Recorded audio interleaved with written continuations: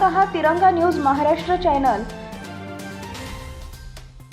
प्रशासकीय काळामध्ये कर्मचाऱ्यांचे बाबतचे निर्णय झाले आहेत, त्याची चौकशी होणे बाबत महापालिका आयुक्त यांना शिवराज्य सफाई कर्मचारी सेना यांच्या वतीने तक्रारी निवेदन देण्यात आले। महापालिका प्रशासकीय काळामध्ये कर्मचाऱ्यांचे बाबत काही चुकीच्या मार्गाने निर्णय घेतले गेले आहे।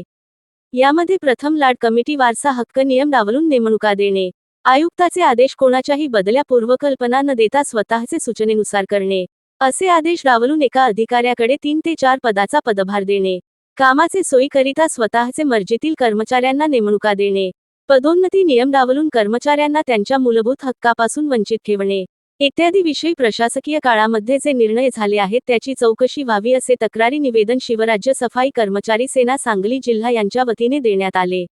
यावेळी शिवराज्य सफाई कर्मचारी सेनेचे सांगली जिल्हाध्यक्ष रमेश अण्णा लाड, जिल्हा उपाध्यक्ष पेदाण्णा मद्रासी, शहर अध्यक्ष प्रशांत धांद, सांगली जिल्हा महिला आघाडी ॲड राणी मद्रासी पदाधिकारी व कार्यकर्ते उपस्थित होते। तिरंगा न्यूज महाराष्ट्र चॅनल साठी मुख्य संपादक सलीम भाई अता।